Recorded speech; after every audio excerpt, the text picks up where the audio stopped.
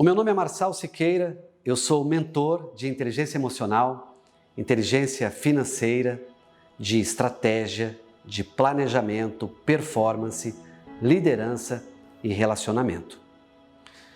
Essa é a parte que as pessoas mais gostam que eu falo, mas óbvio que quando você chega a ser um mentor, não é da noite para o dia. Eu venho de uma família muito simples, meus pais são também de famílias muito simples. Meu pai motorista, minha mãe chegou a ser até empregada doméstica e eu fui crescendo nessa família e essa família foi me dando valores para que eu chegasse onde eu estou. Eu nunca precisei pedir para o meu pai me empurrar para o trabalho. Eu nunca precisei pedir para minha mãe para que ela me ensinasse a procurar um emprego. Aliás, nem era muito o que eles queriam que eu procurasse emprego. Mas aos 13 anos eu já começo a trabalhar. Eu começo a trabalhar como auxiliar de sapateiro. Isso mesmo. Depois fui trabalhar como auxiliar de farmácia, como office boy, entregando peças em várias oficinas em Maringá. Depois a minha família se muda e nessa mudança a gente vai para muito longe, para Rondônia. E eu começo a ter a minha primeira oportunidade em me aproximar da comunicação, quando eu vou trabalhar em rádio. Começo ali a trabalhar, a explorar um pouco daquele ambiente, a estar ali, às vezes falando a hora certa, anunciando uma música, e meu pai começou nesse momento a gravar as minhas primeiras fitas. Falando do meu pai e da minha mãe, sempre gosto de lembrar, eu tenho a dominância da minha mãe e a comunicação do meu pai. Então, quando o assunto é resultado, eu sou focado no modelo da minha mãe, mas quando o assunto é comunicação, eu sou o estilo do meu pai. E meu pai começou a acreditar em mim quando ninguém acreditava, quando ninguém apostava em mim. E eu comecei essa carreira na comunicação como sonoplasta. Depois a minha família volta para Maringá. Chegando em Maringá, eu precisava, obviamente, continuar trabalhando. E vai de novo meu pai com as fitas me oferecer, vai oferecer alguns projetos meus, ainda muito menino para a rádio. Já fui reprovado em testes de rádio e começo a trabalhar em rádios aqui mesmo em Maringá, como jornalista esportivo, aproveitando um pouco do meu dom de comunicação. E aí eu fico nesse tempo acreditando que o jornalismo realmente era a minha grande saída. E de fato eu digo assim para as pessoas que o jornalismo ele me ensina a comunicação. E aí fui âncora, fui repórter, fui tudo que você possa imaginar no jornalismo, antes mesmo da faculdade. Quando surge a faculdade de comunicação, eu olho para a situação financeira que eu estou. Eu já estava casado, já tinha um filho e eu não tinha a mínima condição naquele momento de pagar a faculdade. E aí eu me ofereço para ser repórter policial e ali eu começo uma carreira no jornalismo como repórter policial. Foram quase 5 anos trabalhando como repórter policial para poder pagar minha faculdade, que parte eu paguei, parte eu financiei para mais 4 anos. Quando eu começo a emplacar no jornalismo, eu trabalho em grandes veículos de comunicação, seja rádio, seja TV, sempre com o foco em crescer, em evoluir. Se tem uma coisa que eu nunca tive, foi preguiça e vontade de evoluir. E quando eu estou no auge do jornalismo, me cai uma ficha. Será que eu realmente nasci para fazer isso ou eu tenho outras capacidades? Foi aí então que eu recebo um convite de um amigo para compor uma equipe no mundo corporativo, ou seja, levar aquilo que eu sabia de comunicação para o mundo empresarial. Nas empresas, a minha grande escola, eu tive premiações de 150 melhores do país para se trabalhar algumas vezes, melhor veículo de comunicação interna do Brasil. E eu me lembro muito bem que no auge da comunicação na empresa que eu estava, houve uma mudança na área de recursos humanos e eu lembro como se fosse hoje. Eu subi a escada para chegar à diretoria para me oferecer ao presidente da companhia que eu gostaria de ajudar na transição do novo gestor de RH que viesse. Desci aquela escada, não entendendo por que eu tinha dito aquilo para ele. No dia seguinte ele me chama, o presidente, vice-presidente, dizem assim para mim: a vaga é sua, você será o gerente de RH e comunicação aqui da empresa. Começou meu grande aprendizado. Eu já estava no mundo do coach, já estudava coach, já tinha feito formação fora do país em coaching. Eu comecei a estudar cada vez mais gestão de gente, comecei a me envolver em pós-graduações, já dando aula, já aprendendo e ensinando ao mesmo tempo. E ali foi um tempo maravilhoso. Mas no auge da minha carreira como executivo, eu fui demitido. Eu me lembro como se fosse hoje, houve uma mudança na diretoria da empresa e o presidente que veio não queria nenhum dos gerentes sêniores que estavam ali. E eu fui desligado no mês de fevereiro, quando eu mais precisava do dinheiro. Eu estava construindo a minha casa, o meu sogro morava comigo, doente, e eu tinha todo um planejamento financeiro para terminar essa casa e eu fui desligado. Eu lembro que eu peguei ainda o carro da empresa, o telefone celular, e cheguei em casa de volta às 9 da manhã e meu filho entra no quarto e fala: pai, o que você está fazendo aqui? Eu falei: Júnior, o pai foi desligado da empresa e está montando aqui um currículo.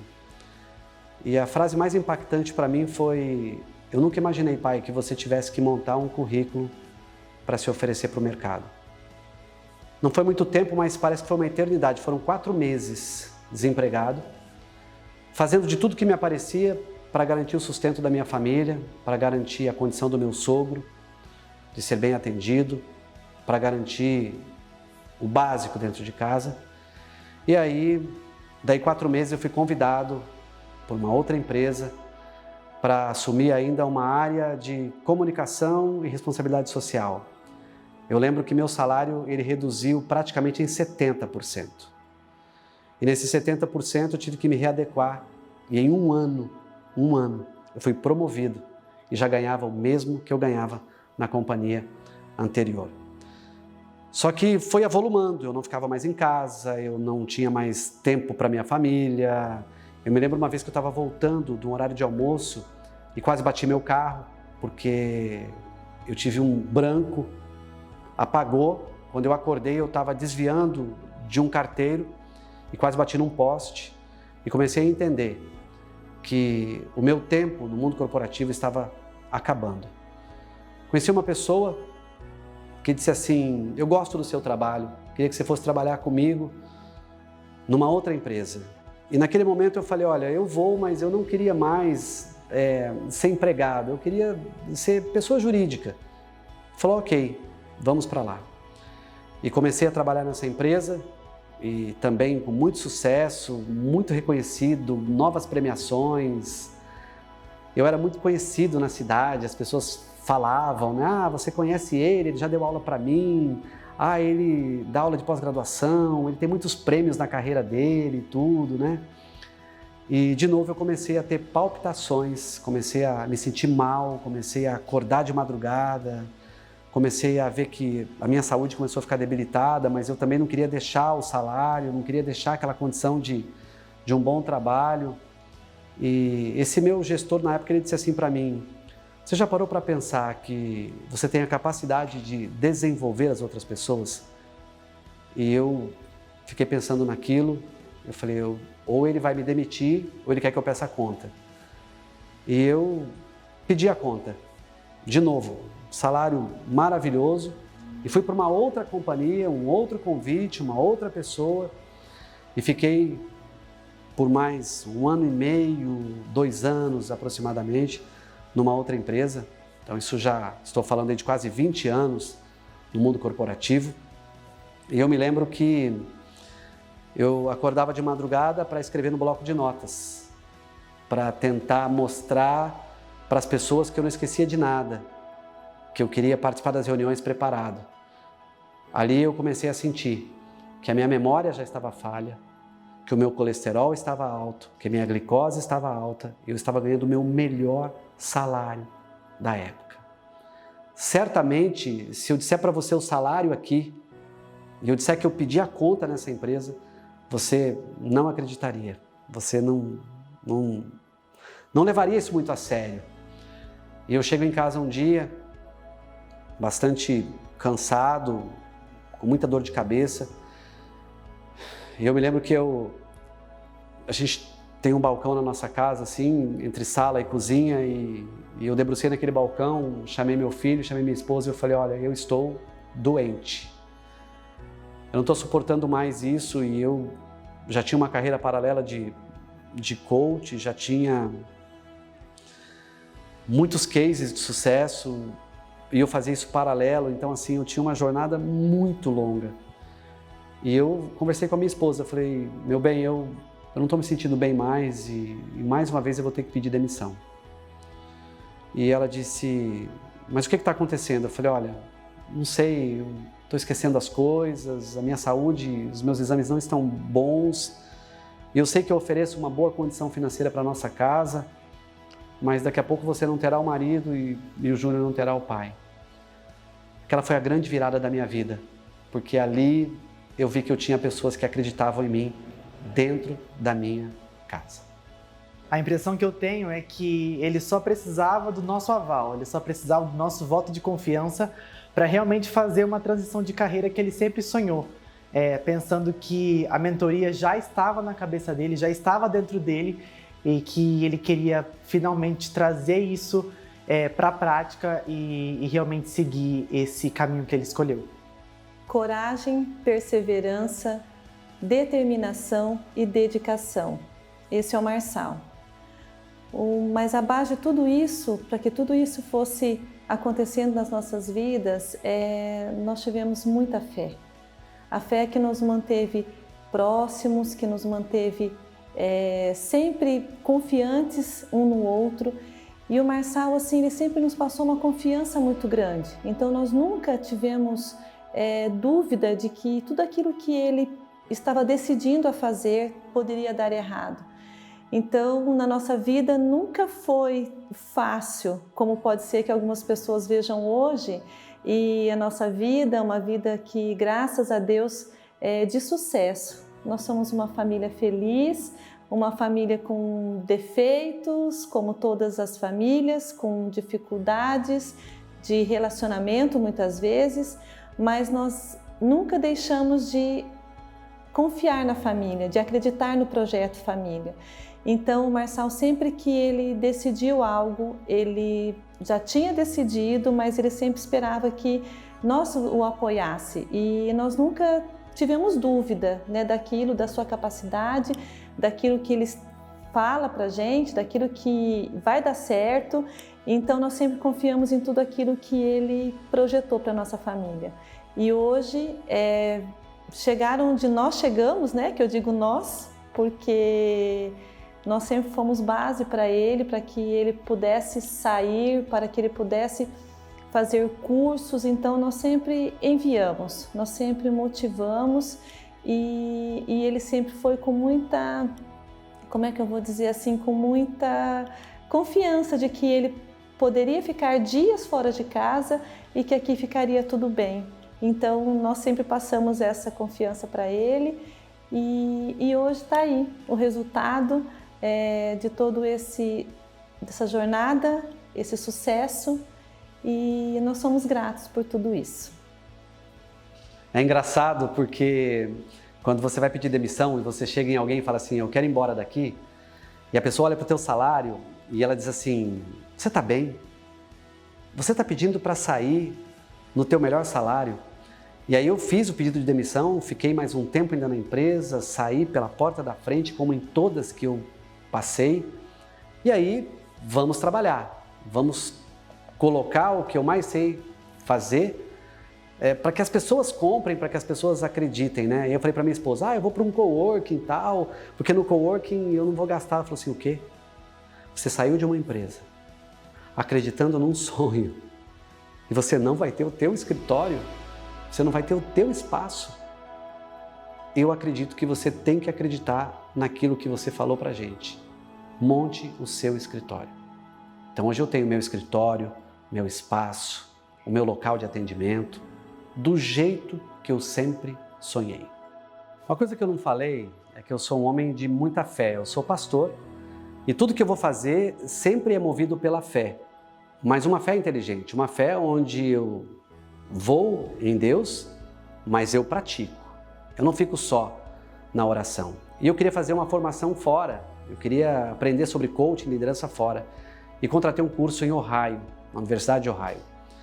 Eu confesso a você que quando eu fui para lá, eu tive muito medo. Eu ficava no avião passando mal, porque eu não sabia falar nada em inglês, entendia um pouco.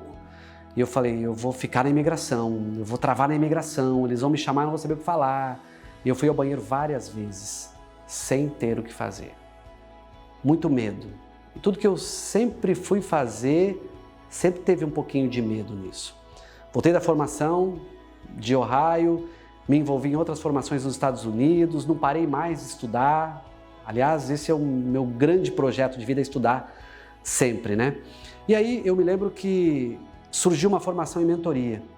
E eu sabia que eu já tinha vivência no mundo corporativo, já tinha vivência como repórter esportivo, já tinha vivência no jornalismo, vivência no planejamento, vivência na estratégia, vivência na área de relacionamentos, vivência em liderança. Falei, mas agora eu preciso mudar, eu preciso ser mentor. E aí tinha uma formação da Global Mentoring Group em Cambridge. E eu embarquei nessa, cheguei lá em Cambridge, um frio daqueles. E eu gravei um vídeo lá dizendo que a minha vida ia mudar a partir dali, que eu seria mentor a partir daquele momento. Mas eu não estava feliz ainda com a formação em mentoria lá. E eu procurei o Cláudio, da Global Mentoring Group, e disse assim, Cláudio, onde é que vai ser a próxima? Eu preciso me aprofundar mais. Ele falou assim, vai ser no Vale do Silício. Eu falei, ok. O que eu preciso fazer? Eu sempre fui muito de me desafiar. O que eu preciso fazer para ir para lá sem pagar? E também, como é que eu posso levar alguma coisa para lá? Ele falou assim, olha, você tem as duas coisas que eu quero. Você tem a vontade de vencer e você quer trazer case. Então você vai para o Vale do Silício e se você me ajudar a formar a turma do Vale e levar cases, você não paga. Resultado? Levei 5 pessoas comigo que queriam também ser mentores e levei um grande case. Por isso que eu estou aqui do lado dessas camisas nesse momento. Eu já fazia parte de um instituto em São Paulo, do Instituto Destiny, conheci a esposa de um jogador. E aí vem um detalhe, sempre preste atenção nas pessoas. Eu abrindo um curso, como voluntário desse curso, ela me chama e faz uma pergunta se eu podia ajudar o marido dela e ela. E eu não sabia quem era ela, mas dei atenção. Resultado, eu comecei a ser mentor de jogadores e dirigentes de futebol. Por isso que aqui tem algumas camisas e outras nem estão aqui, eu tenho outras camisas, porque eu também sou mentor de dirigentes de futebol. E ali começou uma guinada na carreira. Eu parei de ficar na minha cidade, eu viajava o tempo todo, e aí eu vi que a mentoria realmente tinha emplacado e que eu estava pronto para os grandes desafios da minha carreira. E nunca mais eu parei. A mentoria ficou impregnada em mim. Eu defini o meu propósito, que é deixar um legado de transformação na vida das pessoas, seja como mentor, seja como treinador, seja como pastor. E aí, o meu propósito começou a rodar. E eu comecei a não ter mais agenda, não tinha mais agenda, não tinha mais tempo, não tinha mais como atender tantas pessoas. E a mentoria continuou. E eu comecei agora a dar aulas para novos mentores. Eu estou ensinando outras pessoas a fazer isso, porque está no meu DNA, está na minha missão passar pela vida das pessoas e deixá-las melhor. Agora, uma coisa que eu aprendi ao longo da minha carreira. Quando tudo diz que não, você tem que ter uma voz que te encoraja a prosseguir. Sempre a voz que me encorajou a prosseguir é a voz de Deus. E além da voz de Deus, eu sempre fui ouvir as pessoas que me amam e que sabem da minha luta. Porque as pessoas olham hoje e falam, cara, você é mentor de jogadores, a tua carreira é de extremo sucesso, como é que você chegou? Você teve muita sorte, não teve? Eu respeito a opinião da pessoa, mas eu nunca tive sorte. Eu sempre entendi que todas as vezes que havia uma oportunidade, eu estava preparado para assumir. E mesmo que eu não tivesse totalmente preparado, eu me sentia pronto para começar. E aí eu ia estudar, eu não parava de estudar. Então hoje, quem é o Marçal Siqueira? O Marçal é mentor, o Marçal é estrategista, o Marçal é speaker da experiência, é treinador da Global, é mentor de jogadores, de dirigentes e de tanta gente no Brasil. Isso vai parar? Talvez o dia que Deus me recolher. Mas enquanto eu tiver fôlego de vida, eu vou continuar desenvolvendo pessoas. Disso saiu o livro. Sobre escrever livros, eu me lembro que eu recebi um dia uma ligação de um amigo dizendo assim: você pode prefaciar o meu livro? Eu falei, eu prefaciar o livro de alguém? Fiquei pensando, né? Ele falou assim, porque você tem um livro escrito, né? E eu tinha um esboço. Eu já tinha chorado, desistido, falei, isso não é para mim. E eu me encorajei e coloquei no papel aquilo que eu sabia sobre comportamento humano e terminei o livro. Eu já estou desenvolvendo o meu terceiro livro. Tem um livro sobre gestão de empresas, tem um livro sobre comportamento humano. E tudo isso veio crescendo e avolumando. Por isso eu digo sempre para as pessoas, o passado, ele só te configurou, mas ele não determina o seu futuro. Uma parte em toda essa minha história. Há momentos que eu fui receber prêmios que eu não sei exatamente como eu cheguei no palco. Eu me lembro que no projeto das 150 melhores do país para se trabalhar, quando alguém me falou assim, nós estamos nas 150, eu não conseguia ler o papel. Eu tremia.